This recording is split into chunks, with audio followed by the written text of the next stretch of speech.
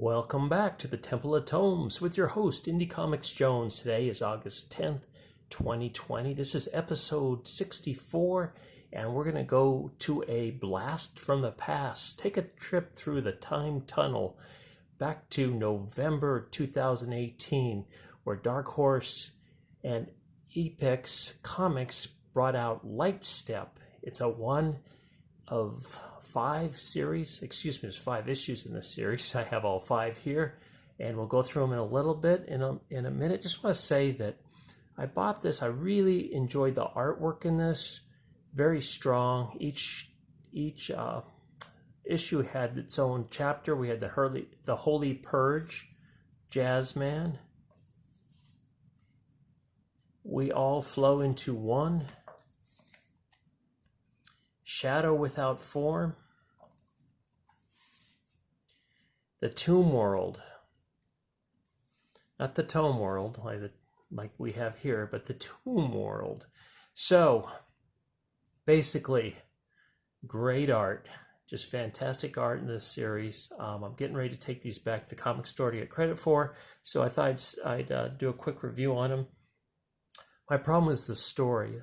I don't see any reviews out there on this.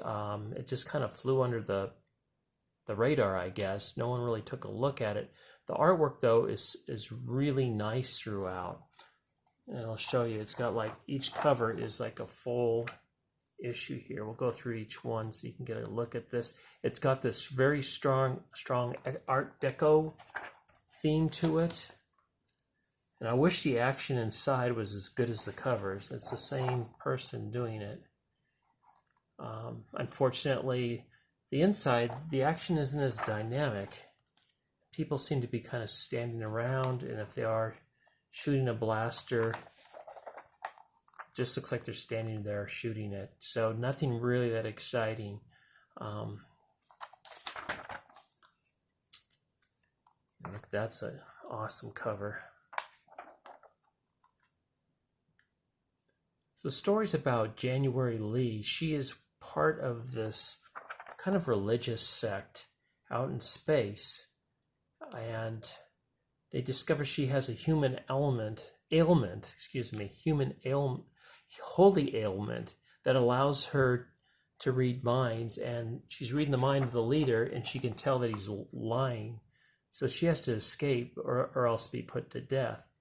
And in the meantime, while she's escaping, she gets captured by a pirate who picks up a transmission, and they get chased as well. A transmission from Earth from 1,000 years ago, and it's an old radio show from the 30s about an alien invasion. Now, if that sounds a little familiar, you'll remember the War of the Worlds, Orson Welles broadcast took place during that time. And within this broadcast, supposedly there's some secret weapon that either the plans are there for it, or it gives you the directions of how to come to it.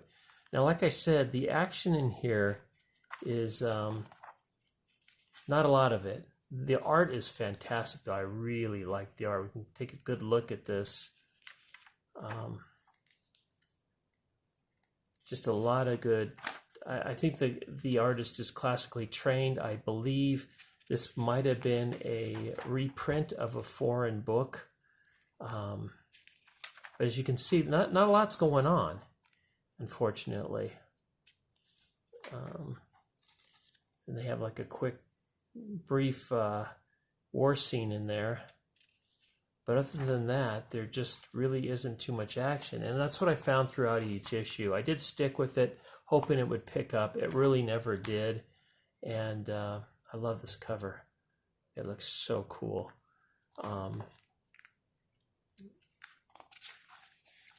We'll take a look at the last one real quick so you can kind of get a look at the climax of the whole story of what that feel looks. So the colors are awesome. Things kind of pop out, which I like. Things in the background sit back, but they still are detailed. The dialogue was fine. It just was not very compelling overall. This is probably one of the biggest action scenes right here. And that's it. Not a lot.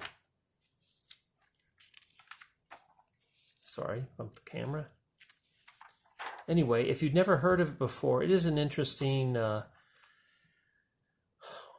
look at some of the art. I believe this is a European fully. It was done by Milos Slavkovic is the writer. The artist is Mirko Topalski.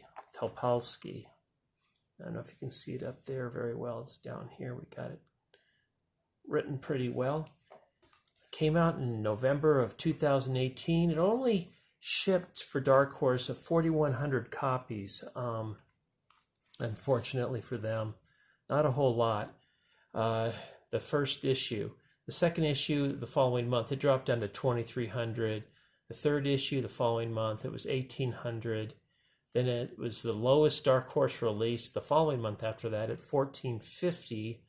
And then 2 months later was the final issue, and that was only 1,350, or excuse me, 1,250. So not even 1,300. So less than a third of what the first issue sold. So it did have a big fall off, unfortunately. And I do believe that's because the story just was not compelling enough. However, the artwork is really fantastic. I mean, it's just not super dynamic though. Only a guy eating. It's almost like everything moves in slow motion in this. So even like this is a big prison break, and it just like not a lot of action. You don't feel the action really. This is a fight. She's stabbing somebody, but you really have to look at it closely to tell that there's some kind of action going on.